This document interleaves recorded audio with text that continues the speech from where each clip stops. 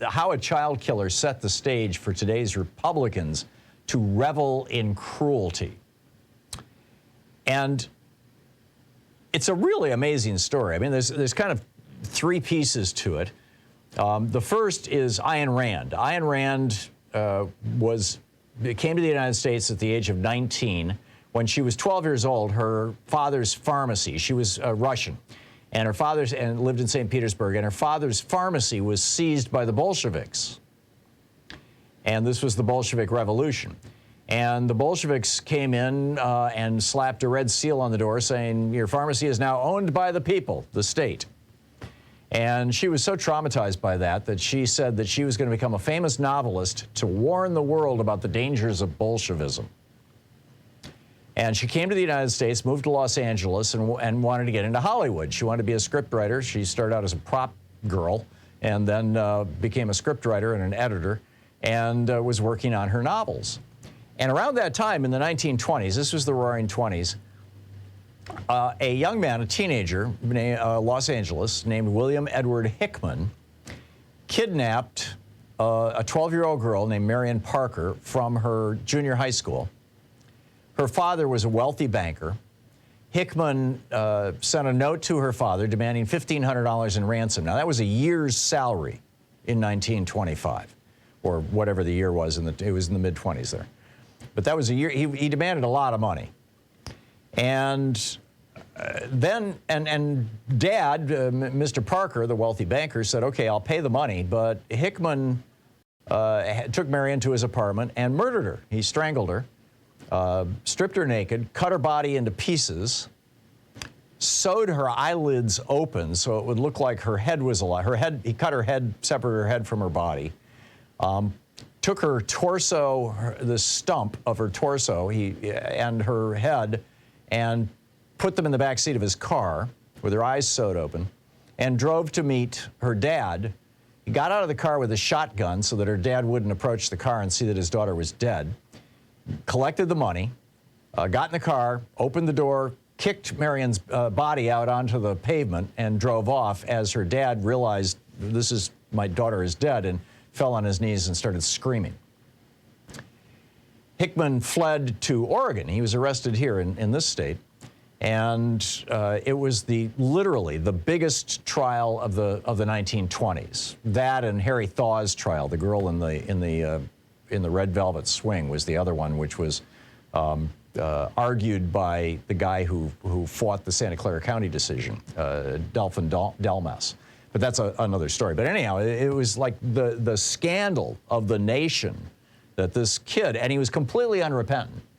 He was like, I had every right to do this, and you should celebrate what I'm doing, et cetera. And this young woman from Russia, whose original name was, hang on just a second, Alisa Zinovnina Rosenbaum. She's 21 years old, living in Los Angeles, is, wanting to write a novel. She saw Hickman as a hero. She thought, this is my man. In fact, in her diaries, she said that she based the fountainhead on her ideal man.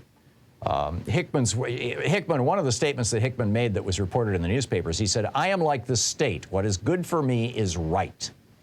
And she loved this. She wrote it down in her diary, and she said that Hickman is, quote, the best and strongest expression of a real man's psychology I have ever heard. She goes on to describe how the mediocre American masses were condemning him. She said, she wrote, the first thing that impresses me about the case, this is the Hickman trial, she said, is the ferocious rage of the whole society against one man. She goes on to write, it is not the crime alone which has raised the fury of public hatred. It is the case of a daring challenge to society. It is the amazing picture of a man with no regard whatever for all the society holds sacred, with a consciousness all his own. She said, a brilliant, unusual, exceptional boy was turned by the media into a purposeless monster. And then in her diary, she wrote the model for the boy. This is Danny Renahan, who is a character in one of her books. She said, the model is Hickman. He would be her ideal man. She wrote, quote, He is born with the spirit of Argon and the nature of a medieval feudal lord, imperious, impatient, uncompromising, untamable, intolerant, unadaptable, passionate, intensely proud, superior to the mob, an extreme extremist, no respect for anything or anyone. These were her values. She was clearly a psychopath. And she bonded with this psychopath. And then she wrote a series of novels like Atlas Shrugged and The Fountainhead. Donald Trump said he loved The Fountainhead. It was his favorite novel ever. Now, whether he actually read it or not, I mean, who knows? But in The Fountainhead is basically a story of a woman who gets raped and then decides she likes it and hooks up with the guy who raped her. Atlas Shrugged, of course, is the story of a wealthy brother and sister who inherit a railroad from their father and then basically go to war against the union that wants safety on the railroad. And her books are like required reading. I mean, you know, they're followed by a lot of high school boys, right? I mean, you know, the idea of, you know, I am the one man who can defy society always. You know, it's a fantasy. It's kind of a boy's rite of passage, I guess, to read an Ayn Rand book. I read Atlas Shrugged when I was 16. I read actually about a third of it. It was so poorly written. But in any case, Paul Ryan, when he was Speaker of the House, required his staff to read Atlas Shrugged. And this book and a real estate organization called the FEE, the F-E-E, back in the 1950s, started an organization called the Libertarian Party, specifically to lobby for deregulation of the real estate and banking industries. And so now we've got the objectivists, Ayn Rand's followers, and the libertarians, and they've kind of merged forces and become, essentially, are taking control of the modern-day Republican Party. And thus, libertarianism and Ayn Rand have set the stage for Trumpism. And this, I think, informs us about why some of the stuff that seems so mysterious is going on. For example, last week, Republicans shot down a bill that would have provided health care to veterans who have cancer and lung disease from being exposed to burn pits in Iran and Afghanistan. Now, Pat Toomey always opposed this bill. Always. He voted against the first incarnation of it. And he organized the resistance to the second vote. But he went on TV this weekend. I watched him on Jake Tapper's show and just lied, you know, trying to put lipstick on this particular pig. And it just did not work. And I think most Americans got it. That, you know, he was just trying to weasel out of responsibility. But Ted Cruz and Josh Hawley actually fist bumped each other, celebrating having screwed our veterans.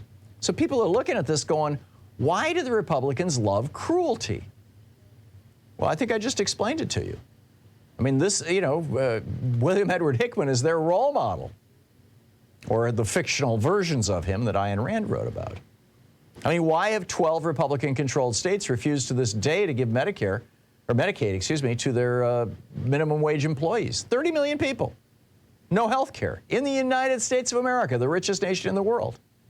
How did that happen? Why are Republicans so committed to destroying Medicare and Social Security when these programs are literally keeping seniors alive? Why do they go so far as to use this disrespectful slur, Democrat Party, when there's no such thing as a Democrat Party? Why do they revel in cruelty and defying society's norms? Well, you know, this is it. It goes back to Ayn Rand and the Libertarian Party. You know, in the 30s and 40s, Franklin Roosevelt, Harry Truman, and Dwight Eisenhower, and the 50s, put America back together after the Republican Great Depression. And then came Ronald Reagan, openly espousing Ayn Rand's views. In Reagan's first inaugural address, he said, government is not the solution to your problems, government is the problem. This was Ayn Rand's view as well, that government should only run the military and the police and the court system. That's it. That's the libertarian view as well. And now we've had 42 years of this neoliberal libertarianism basically wreaking havoc with America, tearing apart the middle class. And I'm just trying to wave the flag to tell Americans, hey, this is where this comes from. This is the kind of thinking that is animating the modern-day Republican Party. has literally, one of these soldiers committed suicide when he learned that the bill had been defeated, because he didn't want his family to end up homeless because he had lost his health insurance and the VA wouldn't cover his medical condition.